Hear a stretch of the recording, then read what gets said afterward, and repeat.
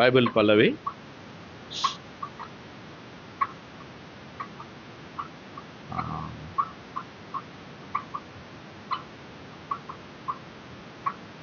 ఉన్నది ఈ బైబిల్ తేనెగూడు. ఈ బైబిల్ తేనెగూడు, ఈ బైబిల్ రుచి మధురము, ఈ బైబిల్ తేనెగూడు, ఈ బైబిల్ రుచి మధురము. తేనె కంటే తీపి రుంటే తేనె ధారలు, తేనె కంటే తీపి రుంటే తేనె ధారలు. బంగారం మేలిమి బంగారం, బంగారం మేలిమి బంగారం, ఈ బైబిల్ తేనెగూడు, ఈ బైబిల్ రుచి మధురము, ఈ బైబిల్ తేనెగూడు, ఈ బైబిల్ రుచి మధురము.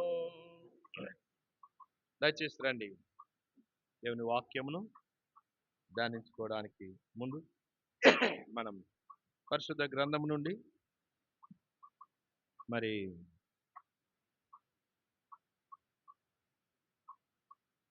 కొన్ని లేఖనములు దేవుని ఆత్మ ద్వారా మనం బయలుపరచబడినటువంటి లేఖనములను ఆధారం చేసుకొని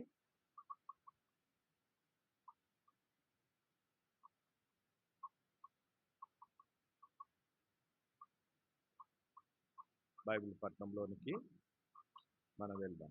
గత బైబిల్ పట్టణంలో మనం చూసాము మరి బైబిల్ యొక్క పరిచయాన్ని, బైబిల్ ఏ రీతిగా ఎందుకొరకు రాయబడుతూ వచ్చిందో, ఎవరి కొరకు రాయబడుతూ వచ్చిందో అనే దాని కొరకై కృత నిబంధనలో ఒక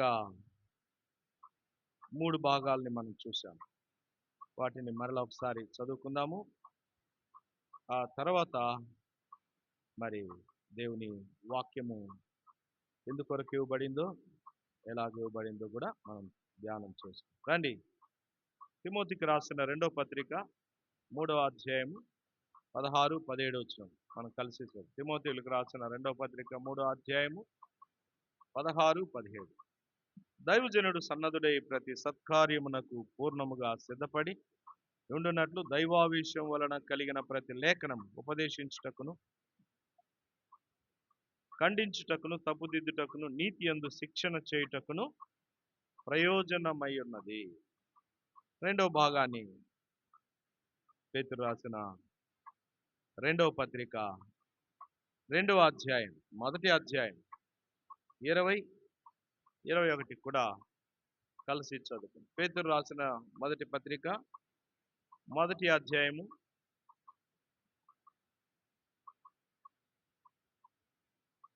20, 21.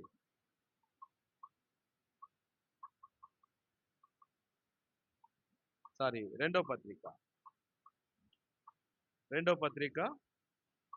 1వ అధ్యాయము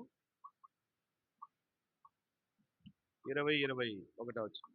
రండి కలిసి చదువు. ఒకడు తన ఊహను బట్టి చెప్పుట వలన లేఖనములో ఏ ప్రవచనమును పుట్టదని మొదట గ్రహించుకొనవలెను. ఏలయనగా ప్రవచనము ఎప్పుడును మనుషుని ఇచ్చను బట్టి కలుగలేదు గాని మనుషులు పరిశుద్ధాత్మ వలన ప్రేరేపింపబడిన వారే దేవుని మూలముగా పలికిరి. మరొక భాగాన్ని కూడా చదువుదాం. 3వ అధ్యాయంలో ఇదే పేతురు రాసిన 2వ పత్రిక 3వ అధ్యాయము మరి 15, 16 లేకపోతే 15 చదువుదాం. మరియు మనం కలిసి చదువుదాం. మరియు మన ప్రభు యొక్క దీర్ఘశాంతం రక్షణార్థమైనదని ఎంచుకొనుడి. అలాగూ మన ప్రియ సహోదరుడైన పౌలు కూడా తనకు అనుగ్రహింపబడిన జ్ఞానము చొప్పున మీకు రాసి ఉన్నాడు. రండి, ప్రభు సహాయం కొరకై మరి చిన్న ప్రార్థన చేసుకున్నాము.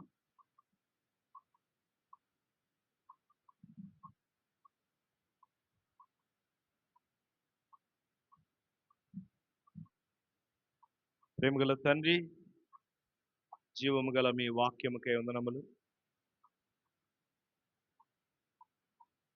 మీ వాక్యములో నిత్య జీవము కలదని మేము ప్రభువా వాటిని వెతుకుచుంటుండగా మీరే మాకు సహాయం చేయండి, మాకు బోధించండి. మీ నిత్య జీవమును మాకు బయలుపరచండి. మా తండ్రి, కూడి వచ్చిన బయలుపట్నం కొరకు కూడి వచ్చిన మీ ప్రజలకి వందనములు.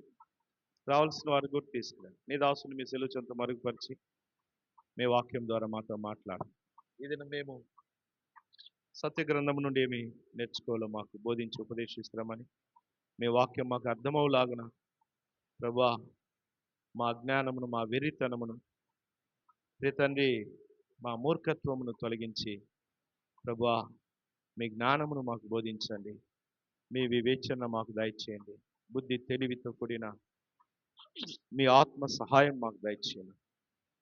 ప్రభువైన యేసుక్రీస్తు వారి ఘనమైన నామంలో స్తుతులు చెల్లించి మీకు విరోధమైన అపవాది క్రియలు యేసుక్రీస్తు నామంలో బంధిస్తుంటున్నాయి. పరమందు మీరు బంధించినందుకై స్తుతులు చెల్లిస్తూ కృపను, సత్యమును, నాయన దైవ సందేశమును కోరి స్తుతించి ప్రార్థించి వేడుకుంటున్నాం తండ్రి. ఆమేన్. మనం చదువుకున్నటువంటి ఈ లేఖన భాగముల్లో మరి మనకివ్వబడినటువంటి వాక్య గ్రంథం, పరిశుద్ధ గ్రంథమును యెషయా భక్తుడు 55వ అధ్యాయములో దేవుని ఆత్మచేత ప్రేరేపించబడిన లేక దేవుని ఆత్మచేత రాయబడి ప్రేరేపించబడి ప్రవక్తలు, అపోస్తలులు మరి పలికిన మాటలు రాసినటువంటి ఈ గ్రంథమును చదవడానికి, ఇందులో ఉన్న సందేశాన్ని మనం పొందడానికి యెషయా ప్రవక్త గొప్ప ఆహ్వానం ఇచ్చాడు. ఏంటి ఆహ్వానం అంటే, యెషయా గ్రంథం 55 మొదటి మరి 3 వచనములు మనం కలిసి బిగ్గరగా చదువుదాం. యెషయా గ్రంథము 55వ అధ్యాయం మొదటి 3 వచనము బిగ్గరగా కలిసి చదువుదాం. రండి.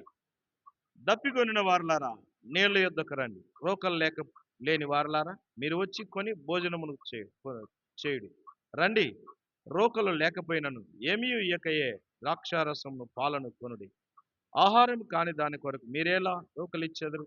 సంతుష్టి కలుగజేయని దాని కొరకు మీ కష్టార్జితం ఎందుకు వ్యయపరచెదరు? నా మాట జాగ్రత్తగా ఆలకించి మంచి పదార్థము భుజించుడి. మీ ప్రాణము సారవంతమైన దాని యందు సుఖింపనీయుడి. చెవియొగ్గి నా యొద్దకు రండి, మీరు వినిన ఎడల మీరు బ్రతుకుదురు. నేను మీతో నిత్య నిబంధన చేసేదను. దావీదు నాకు చూపిన శాశ్వత కృపను మీకు చూపుదును. ఈ సత్య గ్రంథము మరి దీన్ని అర్థం చేసుకోవడానికి, ఇందులో ఉన్న సందేశాన్ని మనం పొందడానికి ప్రవక్త అయినటువంటి యెషయా మనలను ఆహ్వానిస్తున్నారు. మనలను మాత్రమే కాదు, ఆయన ప్రతి మానవుని భూమి మీద పుట్టిన ప్రతి మానవుని కూడా ఆహ్వానిస్తుంటున్నాడు. ఏమంటాడంటే, మరి వచ్చి మీ దగ్గర రోకలు లేకపోయినా ఏమీ ఇయ్యొద్దు, ఉచితంగానే ద్రాక్షారసమును పాలను కొనుడి అని అంటారు. మనం గత బైబిల్ పట్టణంలో చూసాం, పాలను కొనుడి అనే మాటను చూసాం. పాలు అనగా దేవుని యొక్క వాక్యానికి సాదృశ్యం. అపొస్తలుడైనటువంటి పేతురు రాస్తాడు, నిర్మలమైన వాక్యమనే పాలను అపేక్షించుడి అని అంటారు. నిర్మలమైన వాక్యం అనే పాలు అనగా, ఈ దైవజనుడు, ఈ ప్రవక్త ఏమి కొనమంటున్నాడు, ఏం తీసుకోమంటున్నాడంటే, నిర్మలమైన వాక్యం అనే పాలను మీకు ఇస్తాను రండి అని అంటారు. యేసుక్రీస్తు ప్రభు కూడా ఏమన్నాడంటే, మీరు సర్వలోకానికి వెళ్ళి సర్వ సృష్టికి సువార్తను ప్రకటించండి. నమ్మి బాప్తిజం పొందినవాడు రక్షించబడు, నమ్మని వానికి శిక్ష విధించబడును. ఇంకొక మాట అన్నాడు, మీరు ఉచితంగా పొందినారు కనుక మీరేం చేయాలా? ఉచితంగా ఇవ్వండి అన్నారు. మీరు ఉచితంగా పొందారు. ఏంటది? రక్షణ, విమోచన, పాప క్షమాపణ, నిత్య జీవం. దేవుని సంఘములో ఉండే ఐక్యత, ఆధిక్యత, అపోస్తుల బోధ, రొట్టె విరుచుట, తర్వాత సహవాసము, తర్వాత ఎడతెగక ప్రార్థన చేయుట, ఇవన్నీ మీకు ఉచితంగా ఇవ్వబడ్డాయి. ఇవన్నీ మీకు ఉచితంగా ఇవ్వబడ్డాయి. కాబట్టి నేను వెళ్ళి మీకు సత్యస్వరూపియగు ఆత్మను నేను వెళ్ళి మీకు ఆదరణకర్తను పంపుచున్నాను. ఆయన వచ్చినప్పుడు మిమ్మల్ని సర్వసత్యంలోనికి నడిపిస్తాడు. ఆయన ఎవరో కాదు, ఆయనే సత్యస్వరూపియగు ఆత్మ. యోహాను సువార్త 16వ అధ్యాయంలో 11, 11, 12, 13లో చెప్తాడు. కాబట్టి ఇవన్నీ కూడా నీకు ఉచితంగానే ఇచ్చాడు. తన ఆత్మను కూడా ఉచితంగా ఇచ్చాడు. దాని కొరకు మనము ఏమి క్రయము చెల్లించలేదు. దేవుని ఆత్మను, దేవుని రక్షణను, నిత్య జీవము, దేవుని రాజ్యమును, నిత్యమైన విమోచనను, పాప క్షమాపణను, దైవ సమాధానమును, అపోస్తుల బోధను, అపోస్తుల సహవాసమును, అపోస్తుల సహవాసములో ఉండే రొట్టె విరుచుట, బల్ల ఆ క్రమమును, ఎడతెక్క ప్రార్థన చేయడము, తర్వాత సంఘముగా కూడుకోవడము, సంఘములో చేర్చబడము, తర్వాత బాప్టిజము, హస్త నిక్షేపణ, ఇవన్నీ కూడా, తర్వాత ఆత్మ వరములు, కృపా వరములు, ఇవన్నీ కూడా ఉచితమే. దీనికి ఎవ్వరు కూడా క్రయము చెల్లించలేదు. ఇంకేమంటాడంటే, ఇప్పుడు ద్రాక్షారసమును కూడా కొనండి. యెషయా గ్రంథం 55వ అధ్యాయము 1వ వచనంలో, దప్పికొని వారలారా నీళ్ళ వద్దకు రండి, రోకలు లేని వారలారా మీరు వచ్చి కొని భోజనము చేయడి, రండి రోకలు లేకపోయినను ఏమీ ఇయ్యకయే ద్రాక్షారసమును పాలను కొనుడి. గత బైబిల్ పట్టణంలో మనము ఏం చూసామంటే, పాలను కొనుడి అనే దాని గురించి మనం చూసాం. పాలు దేవుని యొక్క వాక్యం. ఆ వాక్యము మరి 2 విధములుగా మనలను తరబీదు చేస్తుంది. మొదటిగా వాక్యం ఏం చేస్తుంది? పాలు శిష్యునిగా తరబీదు చేస్తుంది. దేవుని బడిలో, దేవుని ఇంటిలో, దేవుని సన్నిధిలో ఒక వ్యక్తిని శిష్యునిగా తరబీదు చేస్తుంది దేవుని వాక్యం. రెండవదిగా అదే వాక్యము, నిర్మలమైనటువంటి వాక్యము ఏం చేస్తుందంటే, ఆ శిష్యుణ్ణి ఏం చేస్తుంది? ఆ శిష్యుడినే ఏం చేస్తుందంటే మరి అభ్యాసము చేయించి, మరి అవగాహన కలిగించి, వయస్సు వచ్చినటువంటి వారు ఏ రీతిగా బలమైన ఆహారం భుజిస్తారో అలాగ ఆత్మీయంగా బలవంతుల్ని చేస్తుంది. శిష్యుని బలవంతుణ్ణి చేస్తుంది. ఈ బలవంతుడు ఇప్పుడు ఏం చేయొచ్చు? బలవంతుడు ఏమవుతాడంట? బలవంతుని చేతిలో బాణములాగా ఉపయోగపడతాడు. బలవంతుని చేతిలో బాణములాగా ఉపయోగపడతాడు. ఎవరా బలవంతుడు?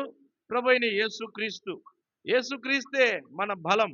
దావీదు అన్నాడు, నా బలమా, యెహోవా నా బలమా, నా కోట, నా ఆశ్రయ దుర్గం, నా ఉన్నత దుర్గం, నా బండ. నేను ఆనుకునేది ఆయన మీదనే, నేను నిలబడేది ఆయన మీదనే, నేను దాగుచోటు ఆయనే. మరి నాకు మరి మరి ఎత్తైనటువంటి ప్రాకారం ఆయన అని అన్నాడు. కాబట్టి యేసుక్రీస్తు ప్రభు అన్నారు, ఈ బండ మీద కట్టబడినటువంటి వారు ఎవరంట? బుద్ధిమంతులు. బుద్ధిమంతులైతే మీరేం చేస్తారు? బండ మీద తన ఇల్లుని కట్టుకుంటాడు. కాబట్టి యేసుక్రీస్తు అనేటువంటి బండ, యేసుక్రీస్తే మనకు బలం. ఆ యేసుక్రీస్తులో మనము గనక మరి ఆయనలో గనక మనముంటే ఏమంటాడంటే, బలవంతుని చేతిలో బాణములాగా ఉపయోగిస్తాడు. శిశువుని యుద్ధంలోనికి పంపుతారా? పంపించలేరు. అయితే ఎవరిని పంపిస్తారు యుద్ధంలోనికి? ఎవరిని పంపిస్తారు? ఏమంటారు? వారు తర్ఫీదైనటువంటి వారిని, యవ్వనస్తులను, బలవంతులైన వారిని యుద్ధానికి పంపిస్తారు. నేర్పుతో కూడిన వారిని, జ్ఞానముతో కూడిన వారిని, చురుకైన వారిని, మెలకు కలిగిన వారిని, గురి కలిగిన వారిని, విజయం వైపు పరిగెత్తే వారిని యుద్ధానికి వాడతారు. ఓటమికి పరిగెత్తే వాడిని, సోమరిని, నిద్రపోతుని, పిరికి వాడిని వాడతారా? వాడరు. విజయం వైపు పరిగెత్తాలి కాబట్టి అలాంటి వాడిని వాడతారు. తిండిపోతుని, నిద్రపోతుని వాడతారా? వాడరు కదా. ఎవరిని వాడతారు? తగు మాత్రం భోజనం, ఆకలి తీరా భోజనం చేయాలి కదా. ఆ భోజనం ఎట్లా చేయాలా? కడుపు నిండేటట్టు కాదు, పీకల దాకా వచ్చేటట్టు కాదు. ఎలాగ భోజనం చేయాలంట? ఆకలి తీరాలని. దేని కొరకు భోజనం చేయాలా? ఆకలి తీరా. బైబిల్లో ఉంది, దేవుని వాక్యంలో ఏమనుంది? ఏం చేయాలా? ఆకలి తీరా భోజనం చేయాలి. ఆకలి తీరేదానికి భోజనం చేయాలి కదా. అంటే అలాంటి వారు బలవంతుని చేతిలో బాణముల్లాగా ఉపయోగపడతారు. కాబట్టి ఇప్పుడు ఈ పాలు ఒక వ్యక్తిని మొదట శిశువునిగా చేస్తుంది, రెండవదిగా బలవంతుని చేస్తుంది, యుద్ధ వీరుణ్ణిగా చేస్తుంది కదా. మరి అందుకే అంటాడు వారిలో, యెషయా గ్రంథంలో, వారిలో ఒంటరి అయిన వాడు ఏమవుతాడు? 10 వందలు అవుతాడు. ఎన్నిక లేనివాడు బలమైన జనం, గొప్ప జనం అవుతాడు. కాబట్టి ఒక శిశువు ఏమవుతాడు? ఒంటరిగా ఉన్నటువంటి శిశువు బలమైన జనం అవుతాడు, బలాఢ్యుడు అవుతాడు. బలాఢ్యుడు ఏమవుతాడు? గొప్ప జనం అవుతాడు, గొప్ప జనం అవుతాడు. కాబట్టి ఆ రీతిగానే యుద్ధములో చూడండి, మరి ఆ దావీదు యొక్క జీవితాన్ని మనం చూస్తాం. ఎలాంటి సందర్భంలో దావీదుని యుద్ధంలోనికి తీసుకురాబడ్డాడు? బాలుడుగా ఉన్నప్పుడే, బాలుడుగా ఉన్నప్పుడు తీసుకురాబడ్డాడు. అయితే బాలుడుగా ఉన్నప్పుడు తీసుకురాబడి ఇప్పుడు ఏమైనాడు? తర్ఫీదు పొందినాడు. తర్ఫీదు పొంది బలాఢ్యుడైనాడు. బలాఢ్యుడయ్యేసరికి ఇప్పుడు ఆయన యుద్ధ వీరుడు, సైన్యాధిపతి అయినాడు. సౌలు యొక్క యుద్ధములో సైన్యాధిపతి అయినాడు. సైన్యాధిపతి అంటే అర్థం ఏంటి? ఆయన కింద సైన్యం ఉన్నారని అర్థం, ఆయన వెనక సైన్యం ఉన్నారని అర్థం. అది బలవంతుడు. వారిలో ఒంటరి అయిన వాడు ఏమవుతాడు? 10 వందలు అవుతాడు. మరి ఎన్నిక లేని వాడు బలమైన జనం అవుతాడు. కాబట్టి దావీదు ఎలాగున్నాడు? ఎవరైనా ఇంకా యెషయా ఇంటికి పోయి, మరి నేను అభిషేకించడానికి నీ కుటుంబంలో మరి రాజుగా అభిషేకించడానికి ఎవరైనా ఉన్నారంటే మొదట వాళ్ళ పెద్ద కొడుకుని, రెండో కొడుకుని, మూడో కొడుకుని 7 మందిని తీసుకొచ్చి నిలబెట్టారు. ఎందుకంటే వారంతా యుద్ధంలో, ఆల్రెడీ యుద్ధములో కొలువు చేస్తా ఉన్నారు. పొడవుగా, ఎత్తుగా, లావుగా, బలంగా ఉన్నారు కనుక వారిని తీసుకొచ్చాడు. అప్పుడు సమూయేలు అడిగాడు, ఇంకా ఎవడైనా ఉన్నాడా నీ కుటుంబంలో అంటే? ఒక్కడున్నాడు, కడసారి వాడు, అయినా వాడు యుద్ధానికి పనికిరాడు. వాడు గొర్రెలు మేపడానికి, గొర్రెలు కాయడానికే పనికొస్తాడు, అడవిలో ఉంటాడు. సరే వాడిని పిలిపించు అంటే, ఎన్నిక లేనివాడు, కుటుంబములో ఎన్నిక లేనివాడు, అన్నదమ్ముల మధ్యలో ఎన్నిక లేనివాడు. అలాగే ఆ వ్యక్తి సౌలు దగ్గరికి వెళ్ళినప్పుడు సౌలు కూడా ఏమన్నాడంటే, అయ్యా సౌలు గారు, ఈడేదో విర్రవీగుతా ఉన్నాడు, వీని వయసు చూస్తే ఎలాగుంది? చాలా చిన్నవాడు, వీడు బక్కగా ఉన్నాడు, కండలు లేవు, ఎత్తు లేడు, పొడవు లేడు, లావు లేడు. కాబట్టి వీడి మాటలు చూస్తే మాత్రం ఎట్లుంది? చాలా బుల్లెట్స్ లాగా ఉన్నాయి కదా, బలంగా ఉన్నాయి. కాబట్టి వీడు ఇలాగా వాడిని చంపితే ఏం చేస్తారు, ఏమిస్తారు? ఆ గొలియాతుని చంపితే ఏం చేస్తారని అడుగుతా ఉన్నాడని పట్టుకొచ్చాడు. చూస్తే ఏమన్నాడంటే, నువ్వు బాలుడివి, నీ చేత కాదులే అని అన్నాడు. అంటే ఎన్నిక లేనివాడు, ఎన్నిక చేయలా, ఇంట్లో ఎన్నిక చేయలేదు, అన్నదమ్ములు ఎన్నిక చేయలేదు, సైన్యంలోనికి వెళ్ళినప్పుడు సైనికులు కూడా ఎన్నిక చేయలా, ప్రజలు ఎన్నిక చేయలేదు, రాజు దగ్గర నిలబెడితే రాజు కూడా ఎన్నిక చేయలా, త్రోసివేస్తూ వచ్చారు, తృణీకరిస్తూ వచ్చాడు. అయితే అదే ఎన్నిక లేనటువంటి వ్యక్తి ఏమైనాడు? ఒక రోజుకి బలమైన జనమైనాడు, గొప్ప జనమైనాడు. ఇప్పుడు అతను రాజు అయినాడు. అతను రాజై రాజ్య పరిపాలన చేస్తా ఉన్నాడు. కాబట్టి ఈ వాక్యం అనేటువంటి పాలు ఎన్నిక లేని వాడిని గొప్ప జనంగా చేస్తుంది, బలమైనటువంటి వ్యక్తిగా చేస్తుంది. ఈ వాక్యం అనేటువంటి పాలు శిశువుని బలవంతుణ్ణి చేస్తుంది, గొప్పవాడిని చేస్తుంది, యుద్ధ వీరుణ్ణి చేస్తుంది, శత్రువుని జయించేవాణ్ణిగా చేస్తుంది. అందుకే అపుస్తలుడైనటువంటి పౌలు ఎఫెసీకి రాస్తూ 6వ అధ్యాయంలో అన్నాడు, నువ్వేం చేయాలా? సర్వాంగ కవచం, శత్రువుని, అపవాదిని ఎదిరించడానికి మీరేం చేయాలా? సర్వాంగ కవచమును ధరించుకోవాలా. ఎవరు సర్వాంగ కవచాన్ని ధరించుకుంటారు? బలవంతులు, యుద్ధ వీరులు కదా, యవనులు, బలవంతులు. అంటే ఈ వాక్యము ఒక వ్యక్తిని ఏం చేస్తుందంటే, యుద్ధ వీరుణ్ణి చేసి అతనికి కవచము తొడిగింపజేస్తుంది, కవచమును ధరింపజేస్తుంది. అది వాక్యం అనేటువంటి పాలు చేసేటువంటి పని. సరే, ఇప్పుడు ద్రాక్షారసం ఏం చేస్తుందో చూద్దాం. ద్రాక్షారసమును కొనమన్నాడు, ఇప్పుడు వాక్యం అనే పాలను కొన్నాం, ఇప్పుడు ద్రాక్షారసమును కొనమన్నాడు. ద్రాక్షారసము దేనికి సాదృశ్యము? చూడండి, రండి, న్యాయాధిపతుల గ్రంథములో ఏమంటాడంటే 9వ అధ్యాయం, న్యాయాధిపతుల గ్రంథము 9వ అధ్యాయం, 9వ అధ్యాయము 13వ వచనం, 12వ వచనం నుండి 12, 13 వచనాలు చదవండి. న్యాయాధిపతుల గ్రంథము 9వ అధ్యాయము 12, 13. అడు తర్వాత చెట్లు నీవు వచ్చి మమ్మును ఏలుమని ద్రాక్షావళి నడుగగా, ద్రాక్షావళి దేవునిని మానవులను సంతోషపెట్టు నా ద్రాక్షారసమును నేను ఇయ్యక మాని చెట్ల మీద రాజునై ఉండి ఇటు అటు ఊగుటకు నేను వచ్చేదనా అని వాటితో నేను. ఇప్పుడు ద్రాక్షారసం ఎందుకు కొనమన్నాడు అని అంటే, ద్రాక్షారసము దాని యొక్క పని ఏంటి, దాని కర్తవ్యం ఏంటి, దాని స్థాయి ఏంటి, దాని యొక్క స్థానం ఏంటి అని అంటే, ఇప్పుడు ద్రాక్షావళి చెప్తుంది. ఏమంటుందంటే, నువ్వు వస్తావా మా మీద అధికారిగా ఉండడానికి? నీకు అధికారం ఇస్తాం, సింహాసనం ఇస్తాం, కూర్చుండబెడతాం, కిరీటం ఇస్తాం, చేతికి ఖడ్గం ఇస్తాం, వస్తావా అని అంటే, ఈ ద్రాక్షావళి ఏమంటుంది చూడండి, నేను దేవునిని మానవుల్ని ఏం చేసేదాన్ని? సంతోషపెట్టేదాన్ని. నేను దేవుని మానవుల్ని సంతోషపెట్టే పరిచర్య చేస్తున్నాను. ఎలాంటి పరిచర్య నాది? నా పరిచర్య అంటే దేవుని సంతోషపెట్టాలి, రెండవది మనుషులను కూడా సంతోషపెట్టాలి. ఇది నా పరిచర్య, ఇది నా సేవ, ఇది నా బ్రతుకు, ఇది నా జీవితం. దీన్ని విడిచిపెట్టి నేను వచ్చి మీ మీద చెట్ల మీద రాజునై ఇటు అటు ఊగుటకు, నేను వచ్చి మీద రాజుగా ఉండి ఇటు అటు ఊగలనా అని అంటుంది. అంటే అర్థం ఏంటి? ఇటు అటు ఊగడం అంటే అర్థం ఏంటి? అందుకే అన్నాడు, ఏమన్నాడంటే, పరిశుద్ధులైనటువంటి స్త్రీలు, అపొస్తలులైనటువంటి పౌలు తిమోతికి రాస్తూ, పవిత్రమైనటువంటి పరిశుద్ధులైనటువంటి వారు, విధవరాలైన వారు, పరిశుద్ధులైనటువంటి వారు, పరిచారకులైన స్త్రీలు ఎలాగుండాలంట? ఇంటింట తిరుగువారై ఉండకూడదు. ఆ ఇంటికి ఇంటికి తిరిగి సాడీలు చెప్తూ కొండలు చెప్తూ ఉండకూడదు. పరిశుద్ధులైనటువంటి అంటే ఆ యొక్క దొడ్డ పదవిని అపేక్షించువారు, అంటే పెద్దరికమును కోరేటువంటి వారు పురుషులు ఏం చేయాలా? సంశయములు లేని వారై ఎట్లుండాలంట? సంశయాలు లేకుండా, గొడవలు లేకుండా, సమాధానపరచువారుగా ఉండాలా. ఏకపత్ని పురుషుడై ఉండాలా. తర్వాత ఏం చేయాలి?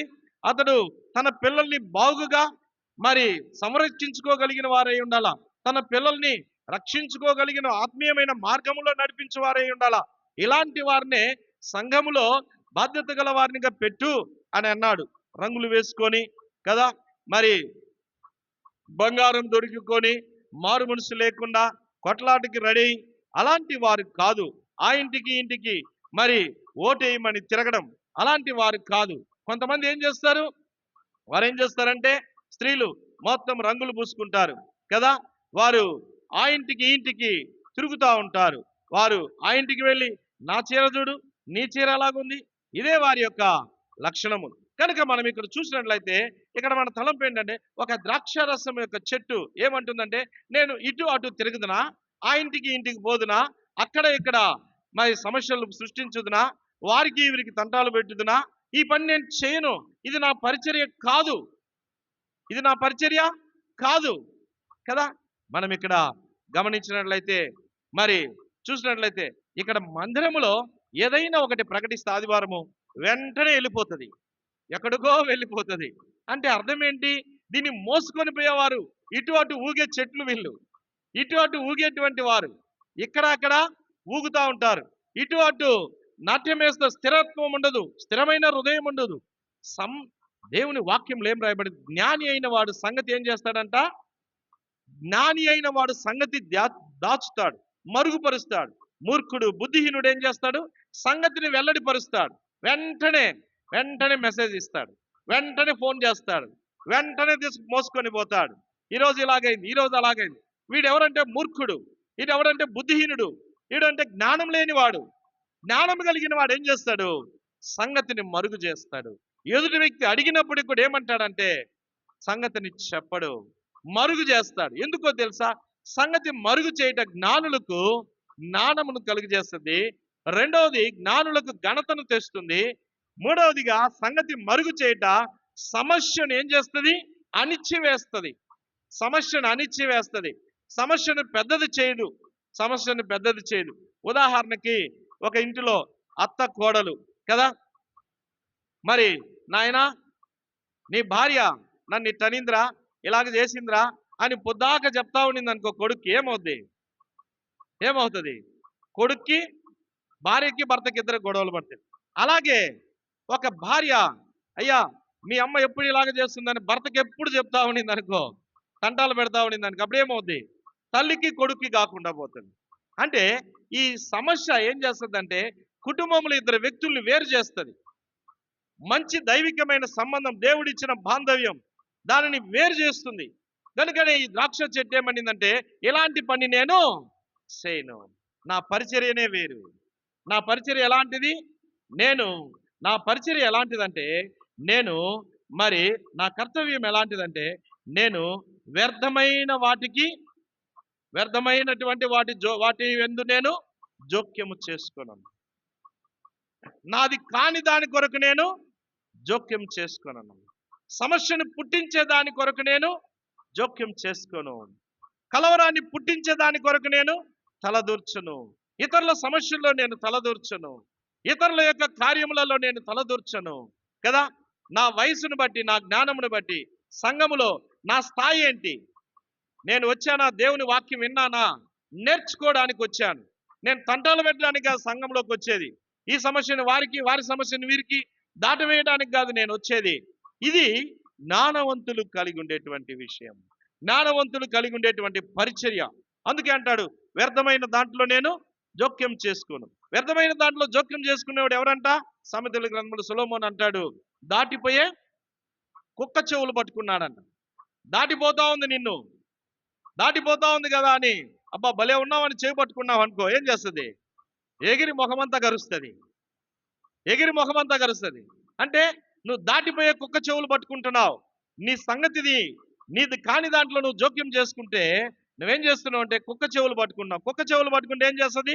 అది నీ పైన పడుతుంది, నేను కరుస్తుంది. దేవుని వాక్యం చెప్తుంది. కాబట్టి ద్రాక్ష చెట్టు అంటుంది, నేను అలాంటి వ్యర్థమైన వాటిలో నేను తలదూర్చను, అలాంటి వాటికి నేను చోటు ఇవ్వను. నా పరిచర్యనే వేరు. అలాంటి దాని ద్వారా నన్ను నేను అపవిత్రపరచుకోను. నన్ను నేనేం చేసుకోను? అపవిత్రపరచుకోను. నన్ను నేను తక్కువగా చేసుకోను. నన్ను నేను దోషిగా చేసుకోను కదా. ఏమంటారు అందరూ? వీడు పెట్టింది పుండు, అది పోతుంది, అదే పెట్టింది పుండు, పచ్చగా ఉన్నిందమ్మా, అది వచ్చి అడుగు పెట్టింది, పోయిందమ్మా, కాపురం అంతా నాశనం. వాడి నోట్లో పడింది సమాచారం అయిపోయింది, తగలబెట్టాడు వాడు. ఇలాంటి మహానుభావులు ఉంటారు, కుటుంబాలని నాశనం చేసేటువంటి మరి సోదరీమణులు కదా.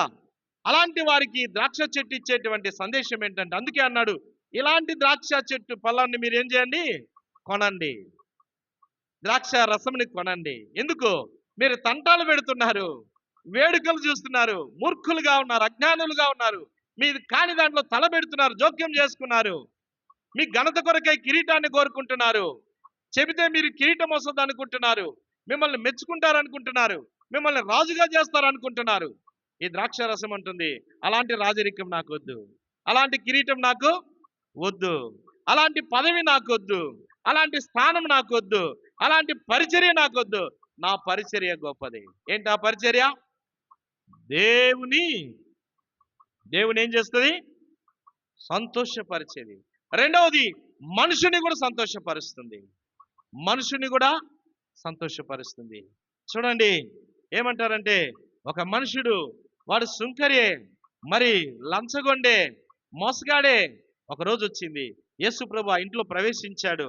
వెంటనే లేచి నిలబడి ఏమన్నాడంటే, నేను ఇక్కడ ఎవరి దగ్గరైనా అన్యాయంగా తీసుకొని ఉంటే 4 గంటలు చెల్లిస్తానన్నాడు కదా. 4 గంటలు చెల్లిస్తాను, అది పక్కన పెట్టి ఇంకా మిగిలిందే నా ఆస్తి, దాన్ని ఏం చేస్తాను? బీదలకు సగం ఇచ్చేస్తాను. నేను మొదట ఎవరి దగ్గర అన్యాయంగా తీసుకొని ఉంటే ఏం చేస్తాను? 4 గంటలు చెల్లిస్తాను. ఇంకా మిగిలింది కదా ఆస్తి, దాంట్లో ఏం చేస్తాను? సగము బీదలకు ఇచ్చేస్తాను. యేసు ప్రభు ఒక మాట అన్నాడు. ఏమన్నాడు? ఇతడు కూడా అబ్రహాము కుమారుడే. ఎందుకన్నాడు? హృదయం సంతోషించింది, యేసుక్రీస్తు వారి హృదయం ఉల్లాసించింది. అక్కడ ఉన్న ప్రజలందరూ కూడా ఆశ్చర్యపోయారు, వారి హృదయం అంతా తెప్పరిల్లింది. 4 గంటలు తిరిగిస్తానంటే ఇప్పుడు అక్కడ ఉన్న వాళ్ళంతా వాడి దగ్గర అన్యాయంగా పొందిన వాళ్ళకి అన్యాయంగా ఇచ్చిన వాళ్ళంతా ఉన్నారు కదా, వాళ్ళందరూ ఏం చేస్తారు? అమ్మయ్య నా డబ్బు నాకు తిరిగి వస్తుంది, ఎంత సంతోషం కదా. ఇంకా బీదలు ఉన్నారు కదా, అమ్మయ్య నా అప్పులు తీరిపోతాయి, నా బాధలు తీరిపోతాయి, ఈ రోజు నాకు కూడా సగం కొంత ఇస్తానన్నాడు. దేవునిని, మనుషులను సంతోషపరిచేటువంటి విషయం. ఒక వ్యక్తి, ఒక పాపి మారు మనసు పొందితే పరలోకంలో ఏం జరుగుతుందంట? సంతోషం. దేవుని దూతలు ఎదుట సంతోషం, భూమి మీద మనుషులలో, సంఘములో సంతోషం కలుగుతుంది. కనుక ద్రాక్షారసం ఏం చేస్తుందంటే దేవుని సంతోషపరుస్తుంది. ద్రాక్షారసం ఏం చేస్తుందంటే మనుషులను సంతోషపరుస్తుంది. ద్రాక్షారసం ఏం చేస్తుందంటే తన స్థాయిని గుర్తిస్తుంది. ద్రాక్షారసం ఏం చేస్తుందంటే తన పరిచర్యని గుర్తిస్తుంది. ద్రాక్షారసం ఏం చేస్తుందంటే వ్యర్థమైనటువంటి, నాశనకరమైనవి, నష్టపరిచేవి, అవమానం తెచ్చేవి, కలవరపరిచే సింహాసనాన్ని, స్థానాన్ని, ఘనతను, గౌరవాన్ని, మర్యాదను, ధనమును, ఐశ్వర్యమును కోరదు. కోరుతుందా? కోరదు. అవన్నీ తృణీకరిస్తుంది. ఇది ద్రాక్షారసం చేసేటువంటి పని. రెండవదిగా ద్రాక్షారసము ఇంకేంటి చేస్తుందో తెలుసా? రండి, రెండవదిగా మనం చూసినట్లయితే ఈ ద్రాక్షారసమే ఎస్తేరు గ్రంథము 5వ అధ్యాయం. ఎస్తేరు గ్రంథము 5వ అధ్యాయం. ఎందుకు ఆయన ద్రాక్షారసమును కొనమన్నాడో, ద్రాక్షారసము ద్వారా కలిగే ఉపయోగాలు, ద్రాక్షారసము ద్వారా కలిగేటువంటి ద్రాక్షారసం యొక్క విలువ ఏంటి అని మనం చూస్తాం. ఎస్తేరు గ్రంథము 5వ అధ్యాయము 5వ అధ్యాయము మరి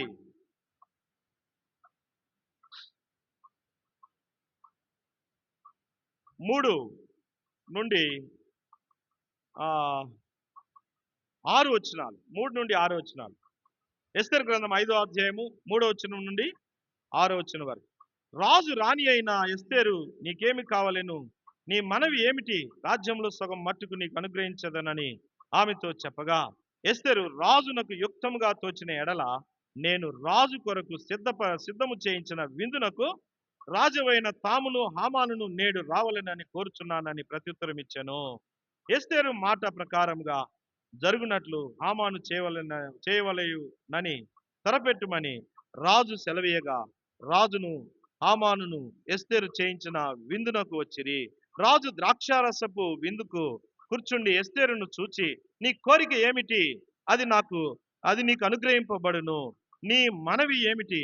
అది రాజ్యంలో సగం మట్టుకైనను చేయబడునని చెప్పగా. ఇక్కడ మనం చూసినట్లయితే రాజుని ఎవరు విందుకు పిలిచారు? ఎస్తర్ తన భార్య రాజుని విందుకు పిలుస్తుంది. ఎవరెవరిని పిలుస్తుంది? రాజుతో పాటు హామానుని కూడా పిలుస్తుంది. హామాను ఎవరు? రాజు అంటే భర్త. హామాను ఎవరు? హామాను శత్రువు కదా. కానీ ద్రాక్షారసము ఏం చేస్తుందంటే జ్ఞానముతో శత్రువుతో యుద్ధం చేస్తుంది. జ్ఞానము లేకుండా శత్రువుతో యుద్ధం చేయదు. చేస్తుందా? చేయదు. జ్ఞానముతో శత్రువుతో యుద్ధం చేయాలి. అందుకే నీవు ఎప్పుడైతే ద్రాక్షారసం కొంటావో, ఎవరు అసలు ఈ ద్రాక్షారసం ఎవరు? ఈ ద్రాక్షావల్లి ఎవరు? యోహాను సువార్త 15వ అధ్యాయంలో, నేను నిజమైన ద్రాక్షావల్లిని, ఈ ద్రాక్షావల్లిలో నుండి వచ్చే ద్రాక్షారసమే నువ్వు కొనాలి. ఏది కొనాలా?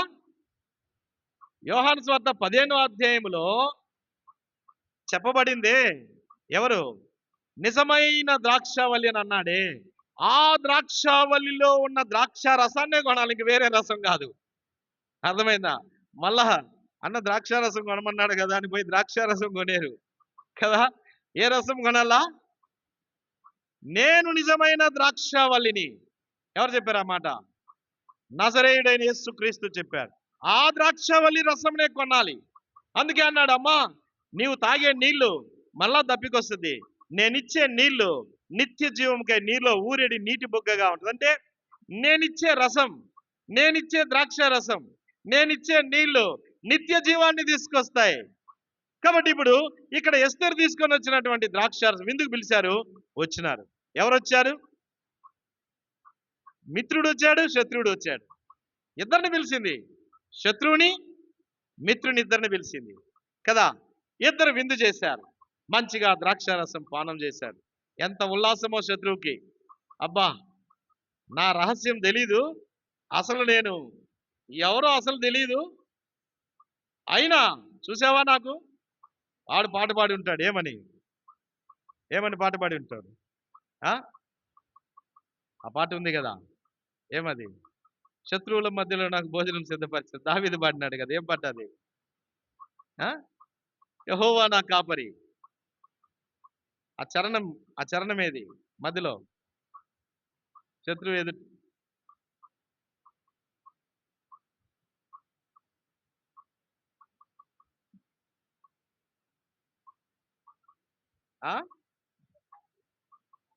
అదే పాట సంఖ్య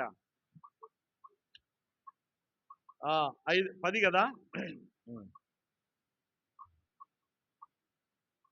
పగవారి ఎదుట ప్రేమతో నొక్క విందు ప్రభు సిద్ధము చేయున్, పరవశముందెదము యెహోవా నా కాపరి, నాకులేమీ లేదు. పచ్చిక గల చోట్ల మచ్చికతో నడుపున్. ఇక్కడ చూడండి, గమనించండి. విశ్వాసి పాట పాడతాడు, అవిశ్వాసి కూడా ఈ పాట పాడతాడు. మిత్రుడు కూడా ఈ పాట పాడతాడు, శత్రువు కూడా ఈ పాట పాడతాడు. శత్రువు పాడుతూ ఉంటే మిత్రుడు ఏమనుకుంటాడు? వాడు చూసావా, మళ్ళా నన్ను శత్రువు అంటున్నాడు. ఇప్పుడు మిత్రుడు పాడుతూ ఉంటే శత్రువు ఏమనుకుంటాడు? నన్ను వాడు శత్రువుగా పరిగణిస్తున్నాడు అని అనుకుంటారు. ఇద్దరు పాడతారు. అలాగే వీళ్ళిద్దరు పాడినారు. ఎవరు? రాజు పాడినాడు, హామాను కూడా పాడినాడు. ఇప్పుడు ఇక్కడ ఎస్తేరు కూడా పాడింది, ఎందుకంటే విందు చేయాలి కదా. ఎస్తేరు కూడా దుఃఖంగా కనపడితే ఎట్లా? ఆనందంగానే కనపడాలి కాబట్టి విందు చేసింది. ముగ్గురు పాట పాడినారు. వారందరూ కూడా పాట పాడినారు. పగవారి ఇంట ప్రేమతో ఒక విందని. ఇంక వీడు ఏం చేసినాడు తెలుసా? ఇంటికి వెళ్ళిపోయినాడు. ఇంటికి వెళ్ళిపోయి హామాను అనే ఆయన 6వ అధ్యాయంలో చూడండి,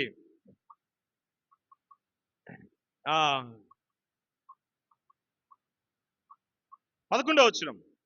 తనకు కలిగిన గొప్ప ఐశ్వర్యమును గూర్చి, చాలా మంది పిల్లలు తనకుండుటను గూర్చి రాజు తను గణపరిచి, రాజు క్రిందనున్న అధిపతుల మీదను సేవకుల మీదను తను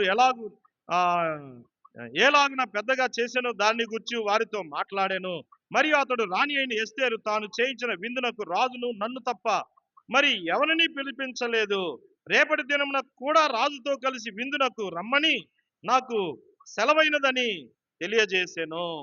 ఎంత మురిసిపోతున్నాడో, ఎంత ఆనందమో కదా. రేపు కూడా రమ్మన్నాడు. రాజుకి నేను ఎట్లా కనపడ్డాను? నేను, నా కుటుంబము, నా ఐశ్వర్యము, అందరిలో నేనే గొప్పవాణిగా కనపడ్డాను.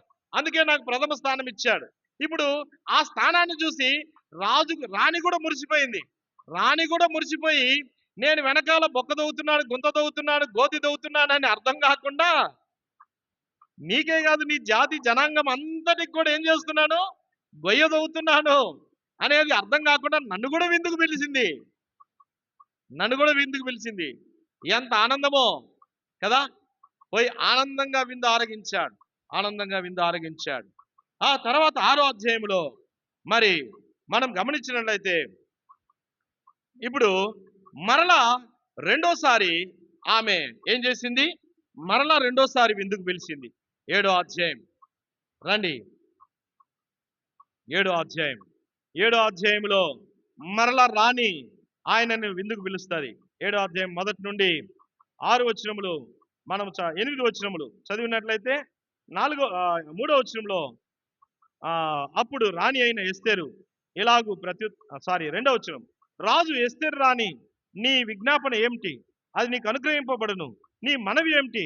రాజ్యంలో సగం మట్టుకైనను నీకు అనుగ్రహించదనని 2వ నాడు ద్రాక్షారసపు విందులో ఎస్తేరుతో అనేను. ఏ విందులో అన్నాడు? ద్రాక్షారసపు విందులో చెప్పాడు. మొదట కూడా ఏ విందులో చెప్పాడు? ద్రాక్షారసపు విందులోనే చెప్పాడు. రెండవది కూడా ఎక్కడ చెప్పాడు? ద్రాక్షారసపు విందులోనే చెప్పాడు. ఇప్పుడు ఏమంటాడంటే 6వ వచనంలో, 4వ వచనంలో ఎస్తేరు మాట్లాడుతుంది. సంహరింపబడుటకు మూడో వచనము రెండో భాగములో ఏమంటారు? నా విజ్ఞాపనను బట్టి నా ప్రాణమును, నా మనవిని బట్టి నా జనులను నాకు అనుగ్రహింపబడుదురుగాక. సంహరింపబడుటకును, హతం చేయబడి నశించుటకును నేనును నా జనులను కూడా అమ్మబడిన వారము. మేము దాసురాండ్రముగాను అమ్మబడిన ఎడల నేను మౌనంగా ఉందును. ఏలైనగా మా విరోధిని తప్పించుకొనుటకై మేము రాజువగు తమరిని శ్రమపరచుట యుక్తము కాదు. అయితే అందుకు రాజైన అహస్వేరోసు ఈ కార్యము చేయుటకు తన మనసును దృఢపరుచుకున్న వాడేడి అని రాణియగు ఎస్తేరును అడుగగా, ఎస్తేరు, మా విరోధి యగు ఆ పగవాడు దుష్టుడైన హామానే అనెను. అంతటా హామాను రాజు ఎదుటను రాణి ఎదుటను భయాక్రాంతుడాయను.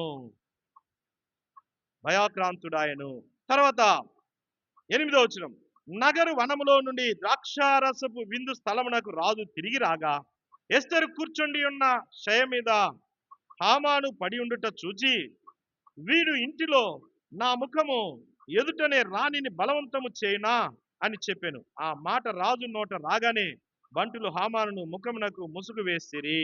రాజు ముందర నుండు షండులలో హర్బోనా అను ఒకడు, ఏలినవాడా చిత్తగించుము, రాజు మేలు కొరకు మాట్లాడిన మొర్దెకైని ఉరి తీయుటకై హామాను చేయించిన 10 మూరల ఎత్తుగల ఉరికొయ్యి హామాను ఇంటి యొద్ద నాటబడి ఉన్నదనగా, రాజు దాని మీద వాని ఉరి తీయుడని ఆజ్ఞ ఇచ్చెను. ద్రాక్షారసము యొక్క విందు స్థలము ఏం చేసింది?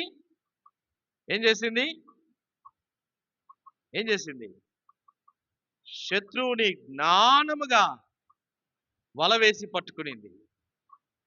వాడు కనుక ఇంట్లో ఉంటే ఏమైపోయేవాడు?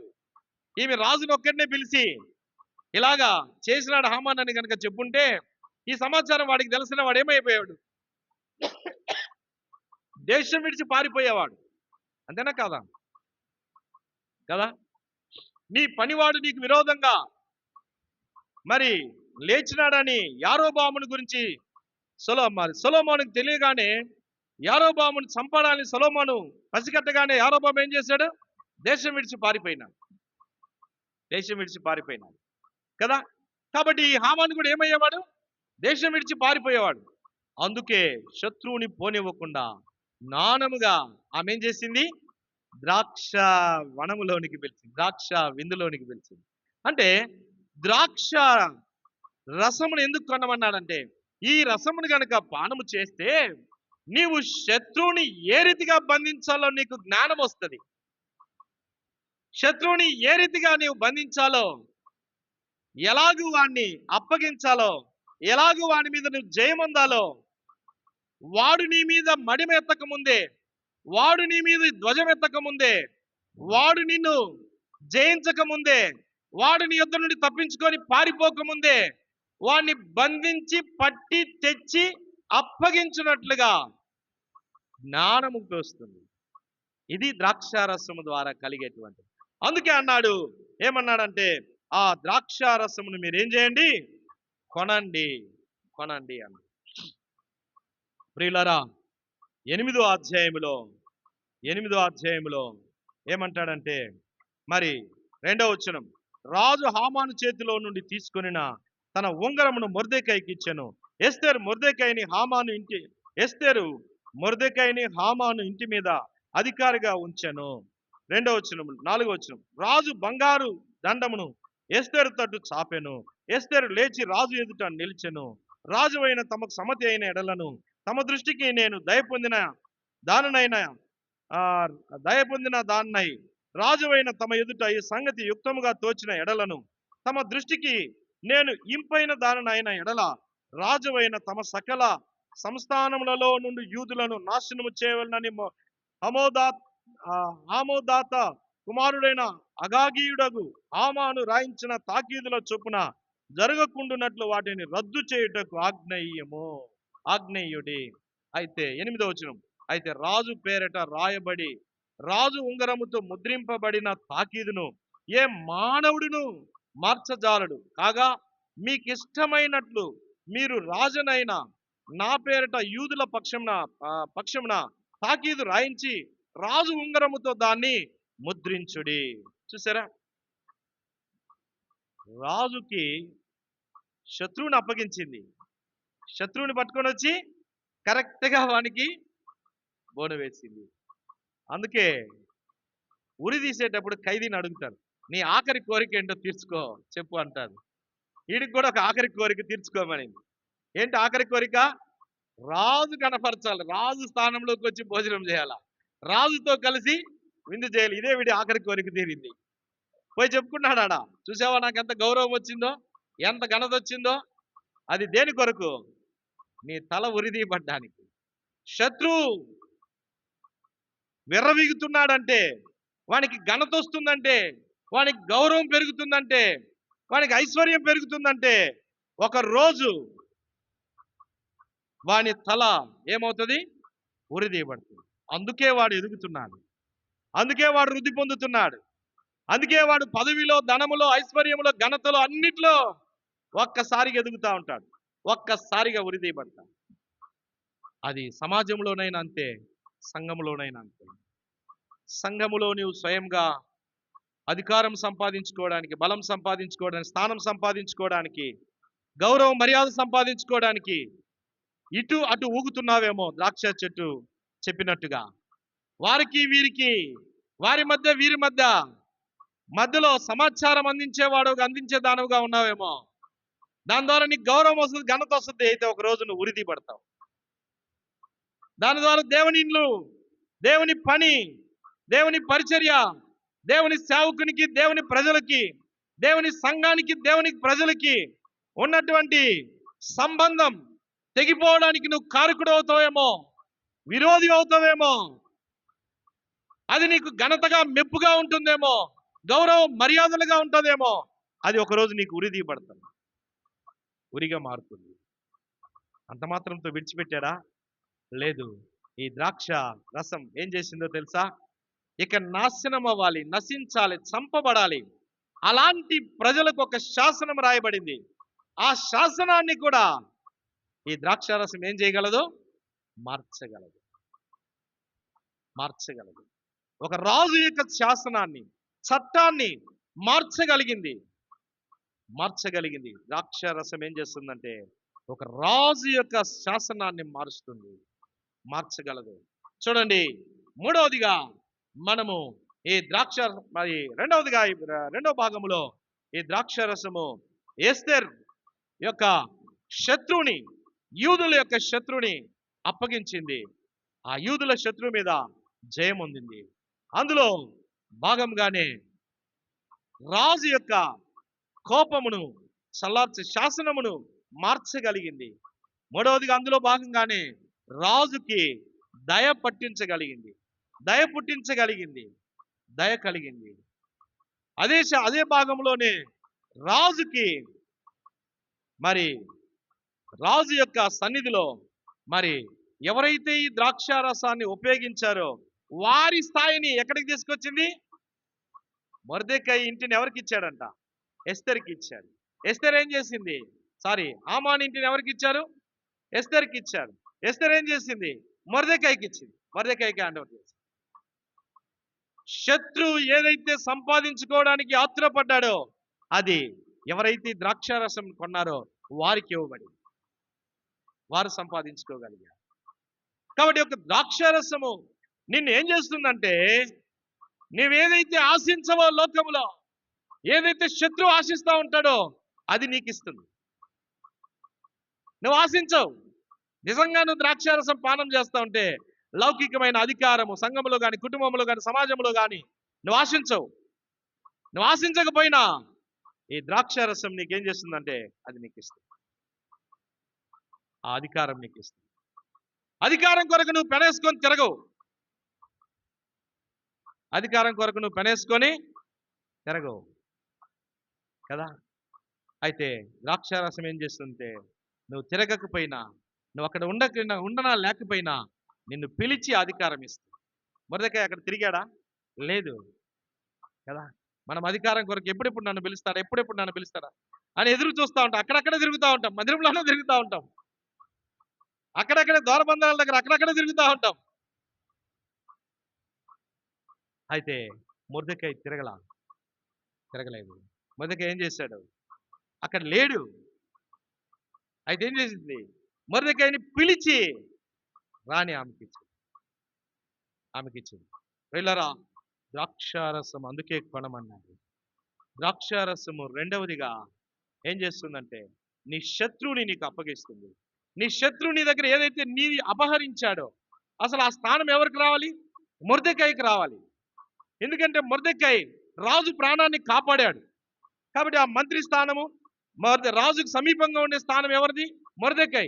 అయితే ఎవరు సంపాదించుకున్నారు అది? హామాను. ఎట్లా సంపాదించుకున్నాడు? మోసంతో, యుక్తితో, కుట్రతో సంపాదించుకున్నాడు.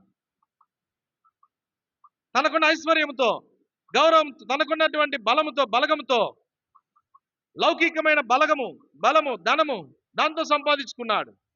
అయితే ఈ ద్రాక్షారసం ఎప్పుడైతే కొనిందో ఎవరు? ఎస్తర్. ఇప్పుడు శత్రువు ఏదైతే అపహరించాడో అదంతా మొర్దెకైకి ఇవ్వబడుతుంది. మూడో భాగంగా బైబిల్ పట్టణంలో ఈ ద్రాక్షారసం కొనువారు